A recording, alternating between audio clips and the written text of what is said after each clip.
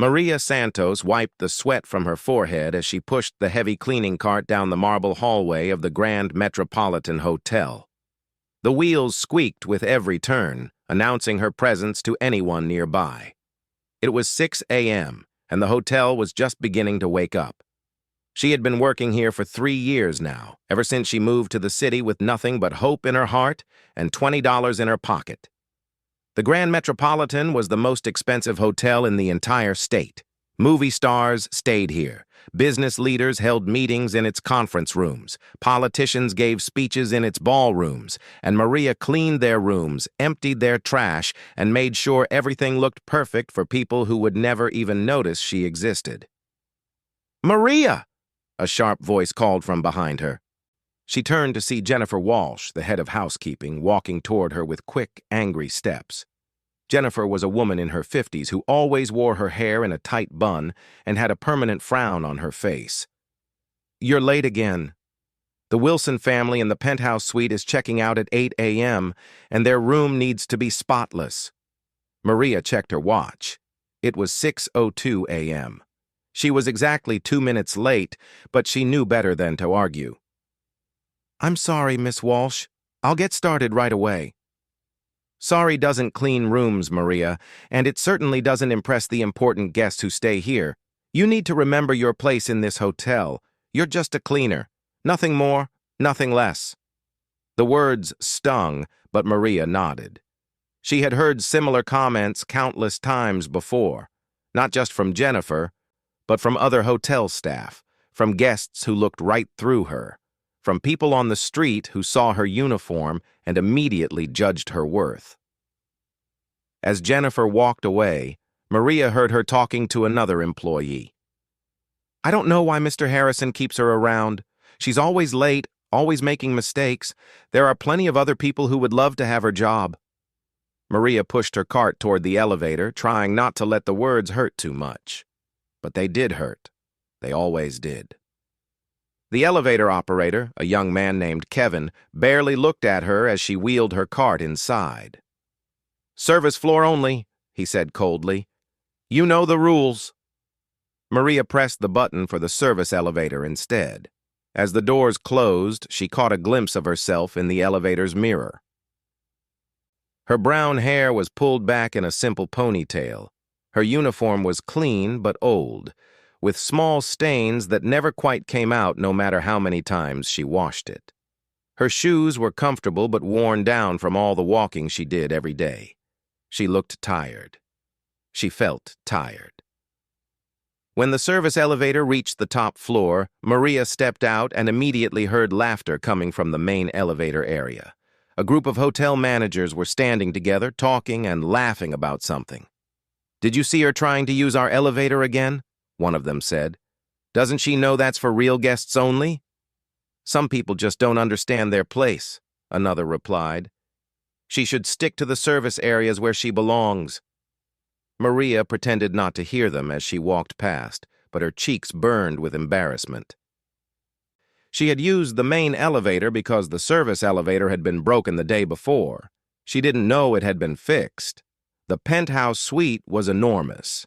It had 3 bedrooms, a living room bigger than Maria's entire apartment, and floor-to-ceiling windows that showed the whole city. Maria had cleaned this room many times before, but she never got used to how beautiful it was.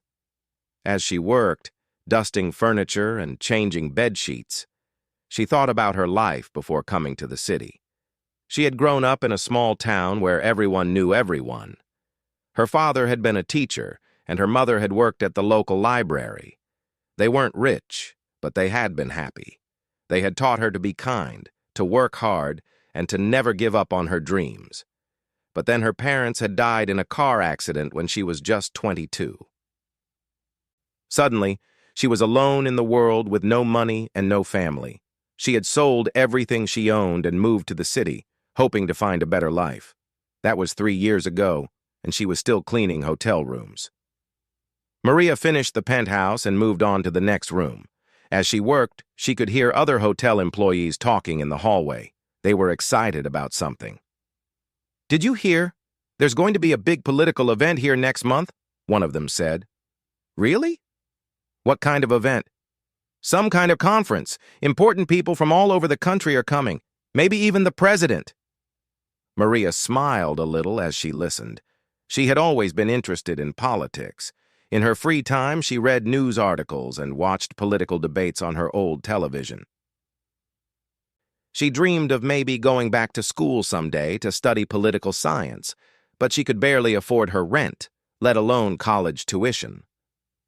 Well, if important people are coming, we'll need to make sure everything is perfect, another voice said. That means keeping certain people out of sight. We can't have cleaners walking around when governors and senators are here.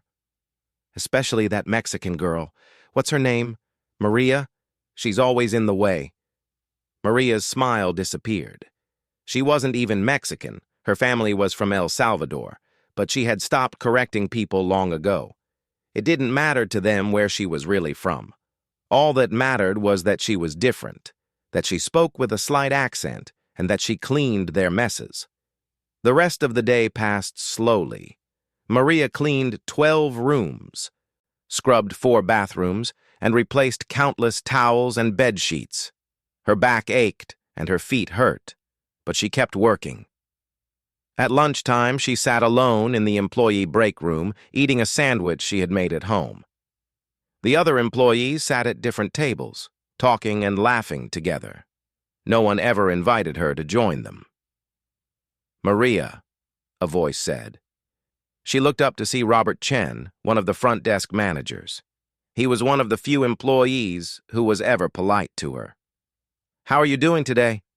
"I'm fine, thank you, Mr. Chen." "Please, just call me Robert. You know, I heard about the political conference next month. It's going to be very exciting." Maria nodded. "It sounds important." "It is. And I want you to know that your work is appreciated, even if others don't always show it. You do a good job, Maria. Don't let anyone tell you otherwise." His words were kind, but Maria could see the pity in his eyes.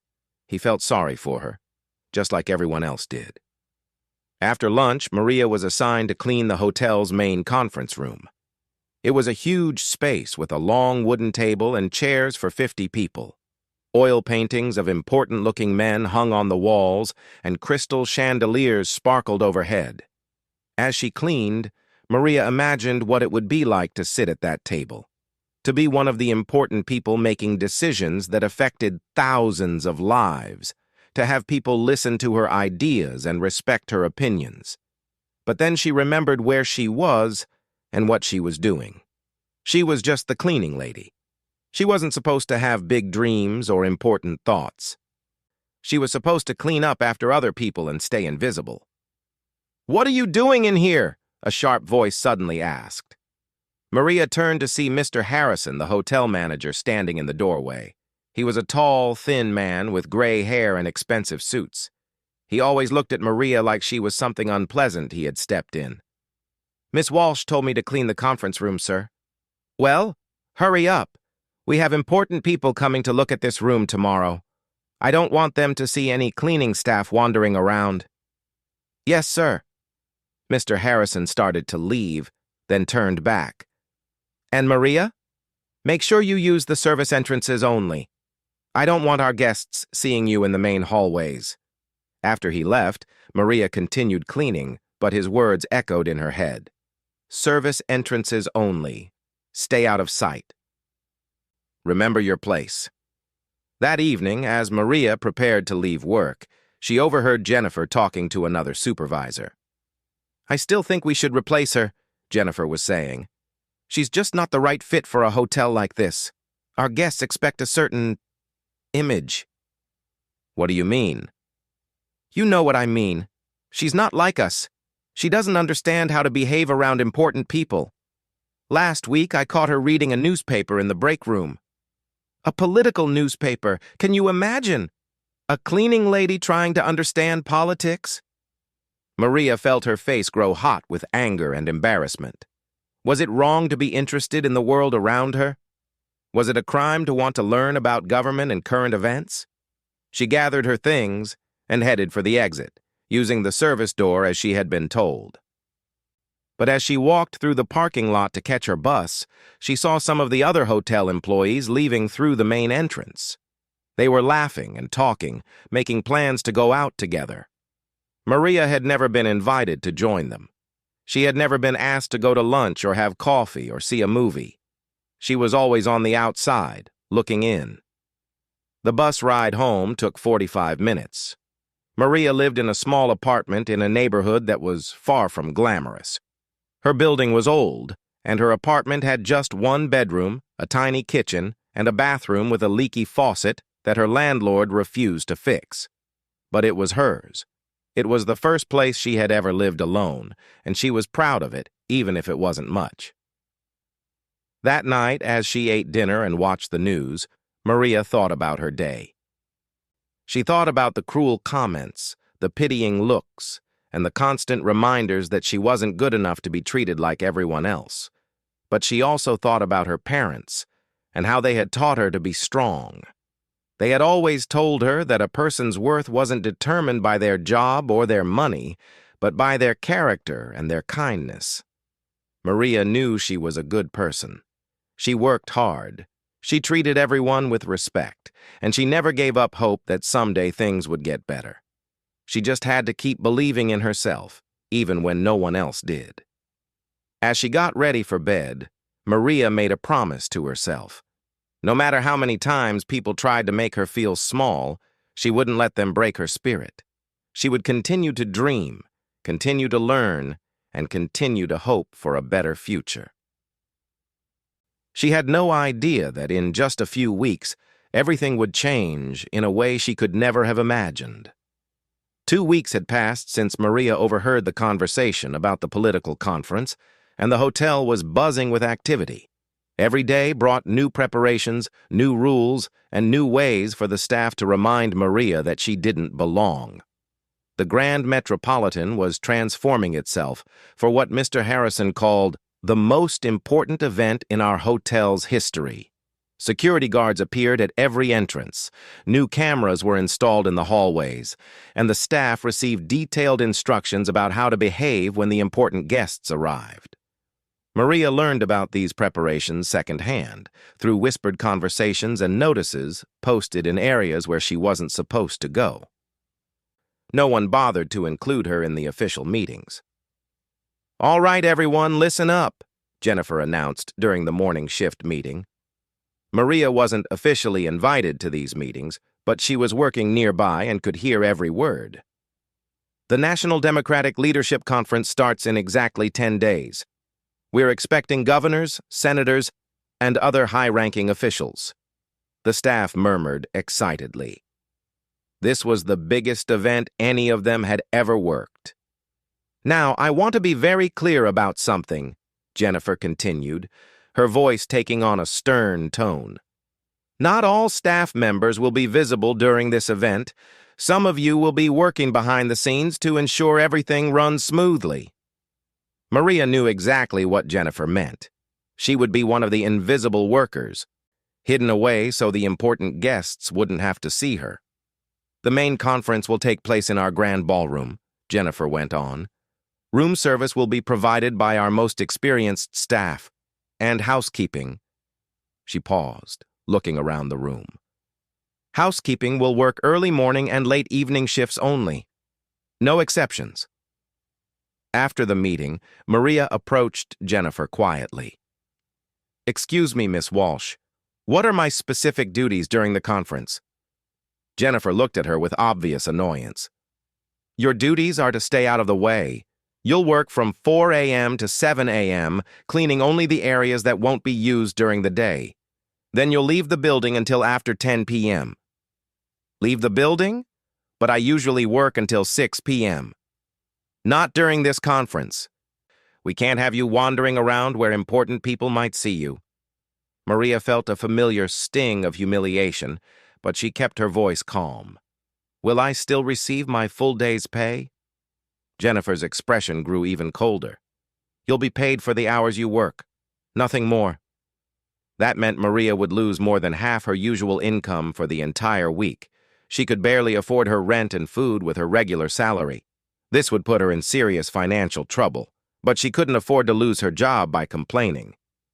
Over the next few days, the hotel's atmosphere grew more tense and exclusive. The regular guests were moved to different floors to make room for the conference attendees. New uniforms were ordered for the staff who would be visible during the event. Expensive flowers were delivered every morning. And Maria watched it all from the sidelines. One morning, as she was cleaning an empty conference room, she overheard two managers discussing the guest list. "The governor of New York confirmed yesterday," one of them said, "and the senator from California is bringing her entire staff." "What about the president?" the other asked. "Still unconfirmed, but his advance team was here last week checking security.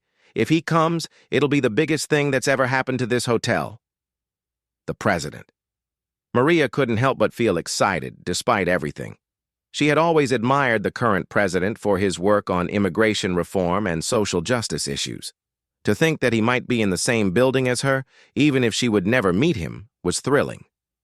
"If the president comes, we'll need to be extra careful about security," the first manager continued.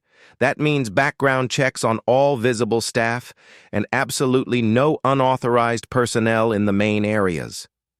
"What about the cleaning staff?" "They'll work completely separate shifts. Harrison wants them invisible." Maria continued dusting, pretending not to listen, but the words hit her hard. Unauthorized personnel. As if she were some kind of threat just because she cleaned rooms for a living.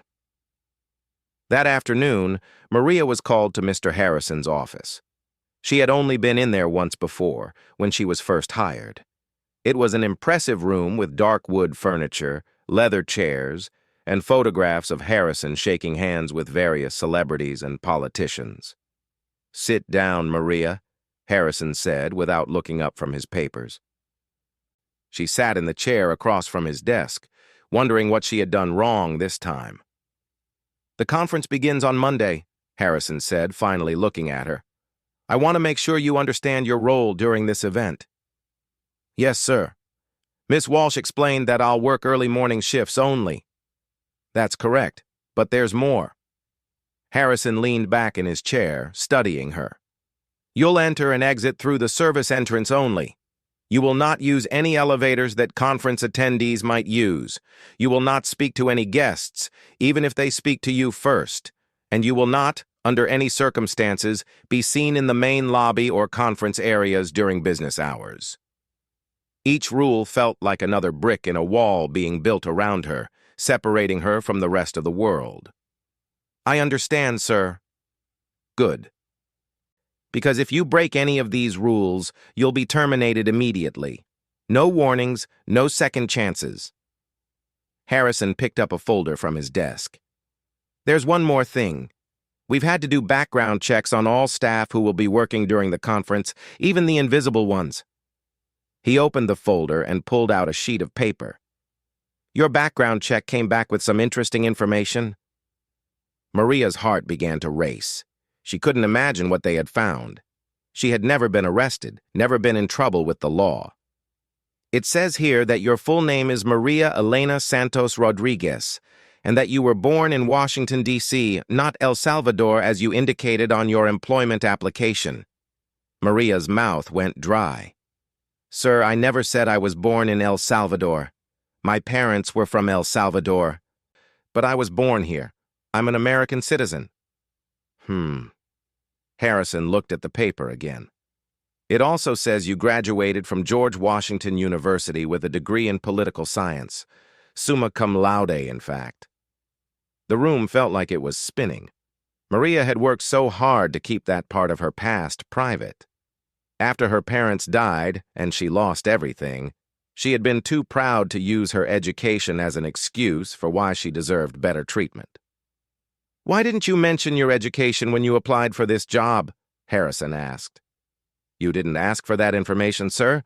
You said you needed someone who could work hard and clean rooms. That's what I can do." Harrison stared at her for a long moment. "Political science from GW is quite impressive. That's where senators send their children. What are you doing cleaning hotel rooms?" Maria felt tears starting to form in her eyes. but she blinked them back. "I needed a job, sir. This job was available." "Well," Harrison said, closing the folder, "your education doesn't change anything. You're still a housekeeper, and you'll still follow all the rules I've outlined. In fact, this makes me even more concerned about having you around important political figures. I don't want you getting any ideas about talking to them about policy or trying to network." The accusation was so unfair that Maria felt anger rising in her chest. "I would never do anything inappropriate, sir." "See that you don't." Harrison stood up, signaling that the meeting was over. "Remember, Maria, you're here to clean rooms, not to think about politics. Keep that in mind during the conference." As Maria left Harrison's office, she felt more humiliated than ever. Her education, which had once been a source of pride, was now being used as another reason to distrust and marginalize her. That evening, as she rode the bus home, Maria thought about her university days. She had loved studying government and international relations. She had written her thesis on immigration policy and had graduated at the top of her class. Her professors had encouraged her to apply for graduate school or to look for jobs in Washington. But then her parents had died, and medical bills from their accident had consumed all their savings. The small house she had grown up in had to be sold to pay debts. Maria had been left with nothing except her diploma and a crushing sense of loss. She had moved to the city with big dreams of working in government or for a nonprofit organization, but without connections, without family support, and with mounting bills to pay, she had taken the first job she could find. Now, 3 years later, she was still cleaning rooms, and her own education was being used as a weapon against her. The weekend before the conference, Maria barely slept. She was nervous about the new schedule, worried about making any mistakes that might get her fired, and deeply hurt by Harrison's comments. On Sunday night, she set 3 different alarms to make sure she would be at work by 4 a.m. on Monday. She chose her most professional-looking uniform and made sure her hair was perfectly neat. She would show them that she could do her job quietly and efficiently, no matter how they treated her. As she lay in bed that night, staring at the ceiling, Maria whispered a prayer her mother had taught her when she was small. "Give me strength to face tomorrow, and help me remember that my worth doesn't depend on how others see me." She had no way of knowing that in just a few days, everyone would see her very differently. Monday morning arrived gray and drizzly. Maria got to the hotel at 3:45 a.m., 15 minutes early as always. The building felt different in the pre-dawn darkness. Security guards were stationed at every entrance, and there were more cameras than she remembered. She checked in with the night supervisor and got her assignment: clean all the empty conference rooms, the main lobby, and the executive offices before 7 a.m. It was a lot of work for just 3 hours, but Maria was determined to finish it all. As she worked, other early morning staff began to arrive. The kitchen crew came in to start preparing breakfast for the conference attendees. Florists brought in fresh arrangements. Audio-visual technicians tested microphones and projection screens. Everyone had an important role to play in making the conference successful. Everyone except Maria, who was just supposed to stay invisible. At exactly 7 a.m., Maria finished her last task and headed for the service exit. As she walked through the parking lot, she saw several black cars arriving at the main entrance. The conference was beginning. She spent the day at home trying to read and watch television, but she couldn't stop thinking about what was happening at the hotel. She imagined the important conversations taking place, the decisions being made, the history being written just a few miles away, and she wasn't part of any of it. When she returned that night at 10 p.m. for her evening cleaning shift, the hotel was buzzing with energy. Staff members were hurrying through the hallways, room service carts were constantly in motion, and she could hear the sound of voices and laughter coming from the conference areas. "How did everything go today?" she asked Robert Chen when she saw him at the front desk. "Amazing," he said, his eyes shining with excitement. We had governors from 12 states, senators, representatives. The energy is incredible. Any word about whether the president might come? Robert looked around to make sure no one was listening, then leaned closer. His advance team is here again. I think there's a good chance he'll make an appearance before the conference ends. Maria felt her heart skip a beat. Despite everything, the possibility of being in the same building as the president was exciting. As she worked that night, cleaning up after the first day of the conference, Maria found herself picking up programs and name tags that had been left behind. She read the speakers' names and topics, fascinated by the discussions that had taken place. One program caught her attention. It was for a panel discussion called Immigration Reform, Building Bridges, Not Walls. The speakers included several senators and the director of a major immigration advocacy organization. Maria knew this topic well. She had written extensively about immigration policy in college, and it was a subject close to her heart given her family's background. As she read the program, she noticed someone had left detailed notes in the margins. The handwriting was elegant, and the comments were thoughtful and well-informed. Whoever had been taking these notes clearly understood the complex issues involved in immigration reform. For a moment, Maria allowed herself to imagine what it would be like to be part of these conversations, to share her own insights and experiences, to contribute to policy discussions that could help thousands of families like her own. But then she remembered where she was and what she was supposed to be doing. She was a cleaner, not a policy expert. No one wanted to hear her opinions on immigration or anything else. She threw the program away and continued cleaning. The next 3 days followed the same pattern. Maria worked in the shadows while important events happened around her. She heard fragments of conversations, saw glimpses of powerful people, but remained completely invisible.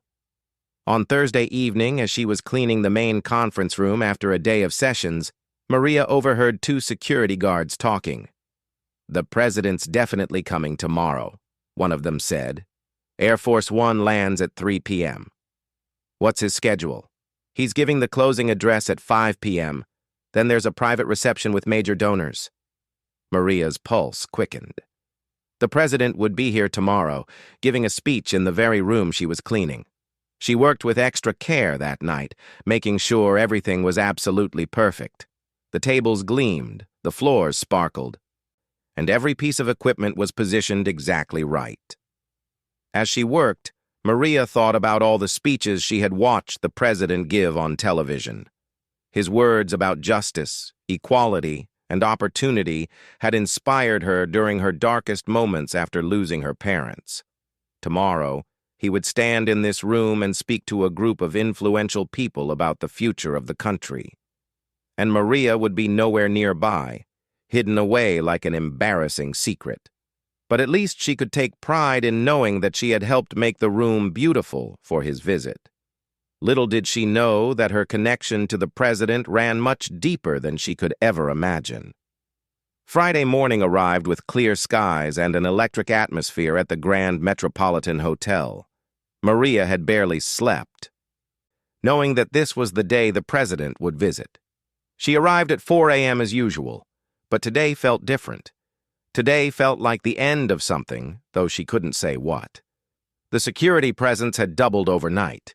Men in dark suits with earpieces stood at every corner. Metal detectors had been installed at all entrances. The hotel had been transformed into something resembling a government building. As Maria began her cleaning rounds, she noticed that even the early morning staff seemed more excited and nervous than usual. Everyone wanted to be part of this historic day, even in the smallest way. "Make sure those windows are spotless," Jennifer Walsh called out as Maria worked in the main lobby. "The president will be walking through here in a few hours, and I don't want a single smudge visible." Maria worked extra carefully, knowing that this might be her one small contribution to the president's visit. Even if no one would know she had cleaned these windows, she took pride in making them perfect. At 7 a.m., as Maria prepared to leave for the day, Mr. Harrison approached her with an unusual expression on his face. He looked nervous, almost worried. "Maria," he said, lowering his voice, "I need to speak with you." They walked to a quiet corner near the service elevator. "There's been a change in plans," Harrison said, glancing around to make sure no one was listening. "You need to stay until after the president's visit." Maria was confused. "Sir, you told me I had to leave by 7 a.m. during the conference." "I know what I said. But the Secret Service has requested that all hotel employees remain on the premises during the president's visit. Something about security protocols." This was strange. Why would the Secret Service care about a cleaning lady who wasn't even supposed to be visible? "Where would you like me to wait?" Maria asked. "Just stay in the employee break room. Don't come out unless someone specifically asks for you." "And Maria?" Harrison's voice was strained. "If anyone asks about your background, just tell them you're a housekeeper, nothing else." There was something in his tone that made Maria feel uneasy. Why was he so concerned about her background? She spent the morning hours in the small employee break room, reading a book and trying to stay out of everyone's way. Through the small window, she could see the activity in the parking lot. More security vehicles arrived. News vans pulled up outside. Photographers positioned themselves for the perfect shot of the president's arrival. Around noon, Robert Chen came into the break room looking excited and nervous. "Maria, you're still here. I thought you would have left by now." "Mr. Harrison asked me to stay. Something about security protocols." Robert sat down across from her, lowering his voice. "Maria, can I ask you something personal?" "Of course." "Your last name is Rodriguez, right? Your full name is Maria Elena Santos Rodriguez?" "Yes, that's right. Why?" Robert looked around the empty break room, then leaned closer. "When you worked in Washington before coming here, did you ever work for the government?" Maria felt her heart skip a beat. She had never told anyone at the hotel about her brief time working in Washington after college. "How did you know I worked in Washington?" "The Secret Service has been asking questions about you all morning.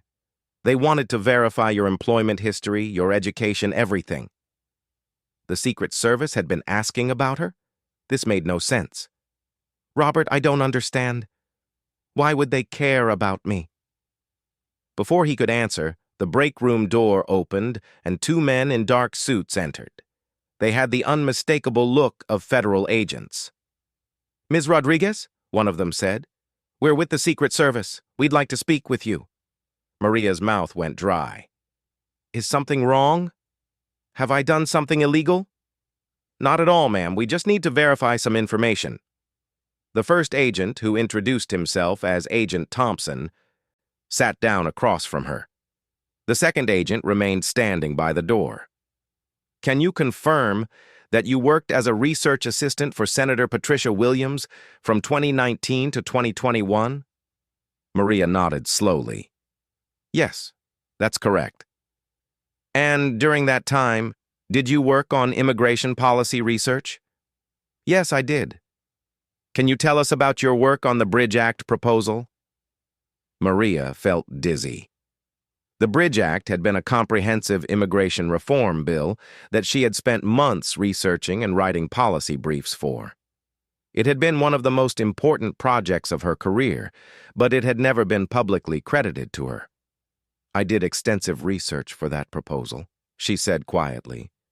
"I wrote several policy briefs and background reports." "Including the section on family reunification programs?" "Yes." Agent Thompson exchanged a look with his partner. "Ms. Rodriguez, are you aware that the Bridge Act became the foundation for the president's current immigration reform initiative?" Maria's eyes widened. She had no idea. After her parents died and she left Washington, she had been too heartbroken to follow politics closely. I didn't know that. Your research, particularly your work on family reunification, has been cited in multiple policy documents. The president has specifically mentioned the importance of that section in several speeches. Maria felt like the room was spinning. Her work, The research she had done during those long nights in Senator Williams's office had actually made a difference. Had actually influenced national policy? "Why are you telling me this?" she asked. Agent Thompson smiled slightly. "Because the president would like to meet you." "I'm sorry, what?" "When the president learned that you were working here, he specifically requested to meet the person who had done such important work on immigration policy. He remembers your research, Ms. Rodriguez. He's been looking for you." Maria couldn't speak. This had to be some kind of mistake. "Senator Williams always spoke highly of your work," Agent Thompson continued. "She told the president that you had disappeared after leaving Washington, and he's been hoping to find you to offer you a position in his administration. But I'm just a hotel cleaner now. Ma'am, you're a political scientist with expertise in immigration policy. You're exactly what this administration needs." The break room door opened again, and Mr. Harrison entered, looking pale and sweaty. "Is everything all right here?" he asked nervously. Agent Thompson stood up. "Everything's fine. We'll need to escort Ms. Rodriguez to meet the president when he arrives." Harrison's jaw dropped. "The president wants to meet Maria?" "That's correct." Maria watched Harrison's face go through a series of expressions: shock, disbelief, fear, and finally something that looked like panic. "Sir," Maria said quietly, "may I ask you something?" Of course. "When you did my background check and found out about my education, did you report that information to anyone else?" Harrison couldn't meet her eyes. "Well, the security protocols required—" "You told the Secret Service about my background, didn't you?" "It was just routine security screening," Harrison stammered. "I had no idea." Agent Thompson looked between them with understanding. "Mr. Harrison, I take it you weren't aware of Ms. Rodriguez's previous work with the federal government?" "No, she never said. She's just a housekeeper." The agent's expression grew cold. "She's a highly qualified policy expert who has been working far below her qualifications. I trust that won't be a problem going forward?" Harrison shook his head frantically. No problem at all." At 3 p.m., Maria found herself standing in the hotel's main lobby, wearing her cleaning uniform and feeling completely out of place among the senators, governors, and other dignitaries who filled the room. Agent Thompson had stayed with her, making sure she was comfortable and explaining what would happen when the president arrived.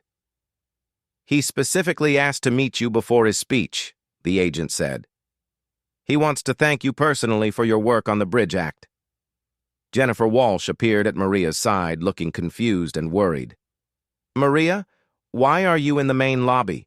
You're supposed to be invisible during this event." "Actually, ma'am," Agent Thompson said, "Ms. Rodriguez is here at the president's personal request." Jennifer's face went white. "The president requested her?" "That's correct." Maria could see other hotel employees staring at her from across the lobby. Word was spreading quickly that the cleaning lady was somehow connected to the president's visit. At exactly 3:15 p.m., the presidential motorcade pulled up outside the hotel. Through the windows, Maria could see crowds of people cheering and photographers taking pictures. A few minutes later, the President of the United States walked through the doors of the Grand Metropolitan Hotel. He was taller than Maria had expected, and his presence filled the room immediately. Every conversation stopped. Every person turned to look at him. Agent Thompson gently guided Maria forward as the president greeted other dignitaries. When he saw her approaching, the president's face lit up with recognition. "Maria Rodriguez," he said warmly, extending his hand. "I've been looking for you for months." The entire lobby fell silent. Every person in the room, senators, governors, hotel staff, reporters, stared in absolute shock as the President of the United States greeted the hotel's cleaning lady by name. "Mr. President," Maria said softly, still not quite believing this was happening. "I owe you a debt of gratitude," the president said, his voice carrying across the quiet room. Your research on family reunification has helped us reunite thousands of immigrant families. Your work has literally changed lives.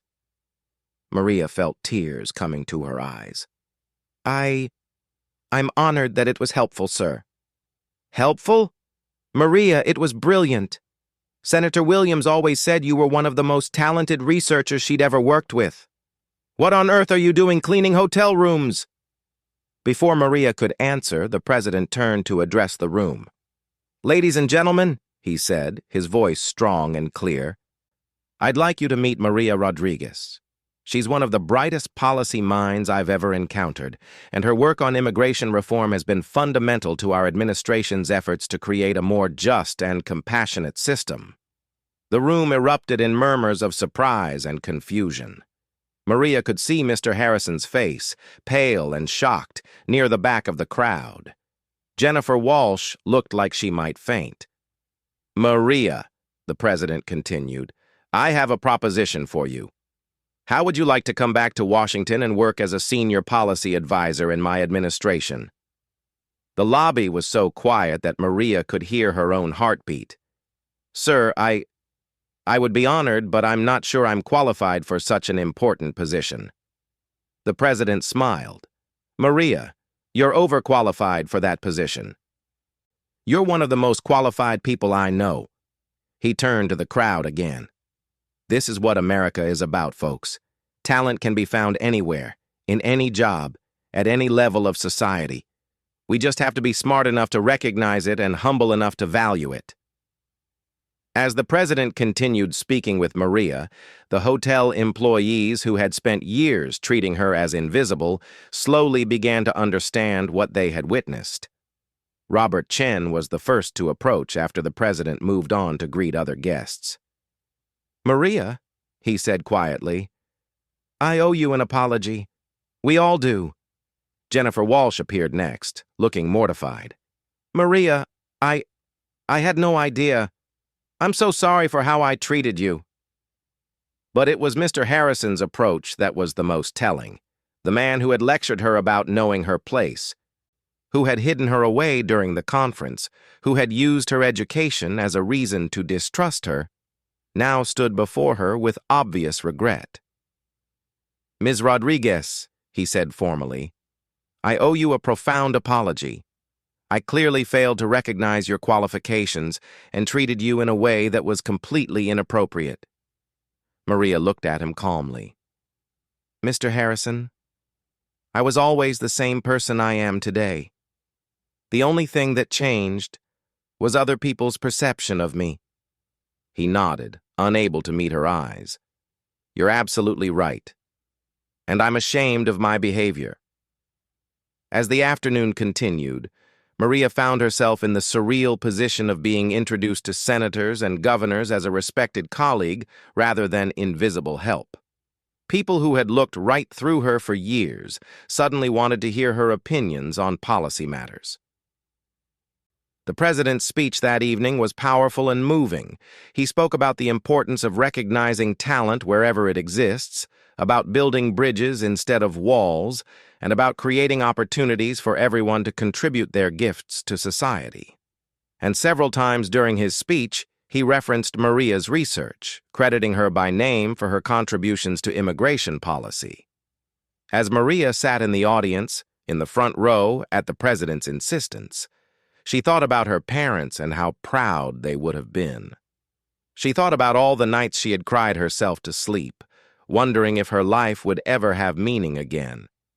And she thought about the lesson that this day had taught everyone who witnessed it, that a person's worth isn't determined by their job title or their uniform, but by their character, their talents, and their contributions to the world.